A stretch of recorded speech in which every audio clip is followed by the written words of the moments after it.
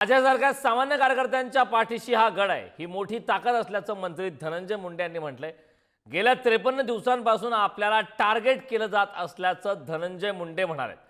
तसेच देशमुख हत्या प्रकरणातील आरोपींना फाशीची शिक्षा व्हावी अशी मागणी देखील त्यांनी केली।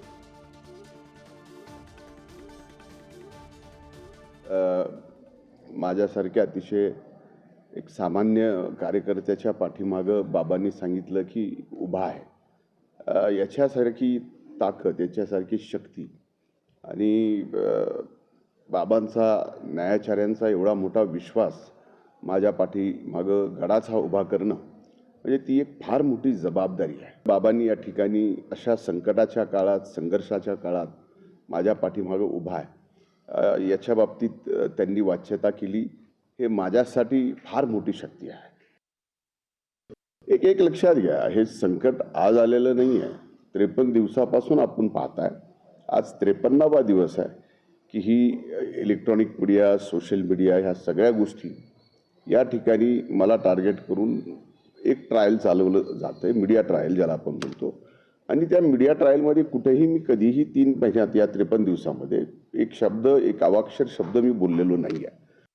जे काही प्रकरण घडलंय ते प्रकरण 53 दिवस चालतंय, यात सगळ्या गोष्टी समोर आलेल्या आहेत। आमचं सुद्धा या ठिकाणी स्पष्ट म्हणणं आहे पहिल्या दिवसापासून की स्वर्गीय संतोष देशमुखांची जी काही हत्या झालेली आहे, त्या हत्येमध्ये जे कोण आरोपी असतील त्यांना फासावर लटकलं पाहिजे, ती फास्ट ट्रॅकवर केस आणली पाहिजे आणि ज्याच्यात जे कोण सापडेल, जे कोणीही असो, कुणालाही सोडू नये आणि त्याला शासन झालं पाहिजे, ही पहिल्या दिवसापासूनची भूमिका आहे।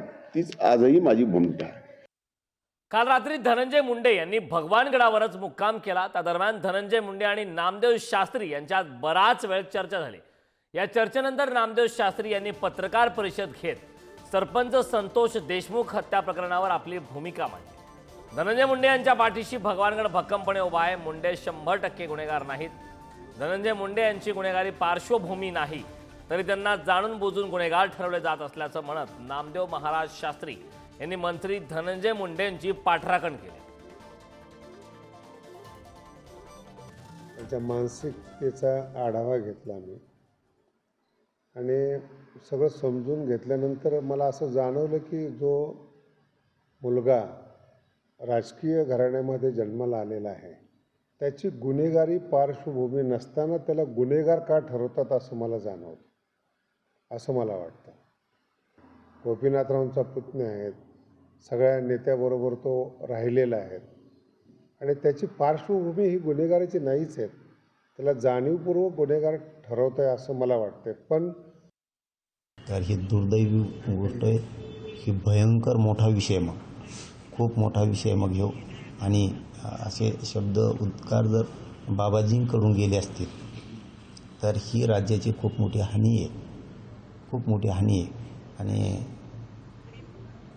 त्यांनी असं का कृत्य करायला ते तयार झाले, म्हणजे खून केलेल्याचा आनंदही की काय, असा त्याचा अर्थ होतो। आणि गुन्हेगारांना सोडून द्या असाही त्याचा अर्थ होतो।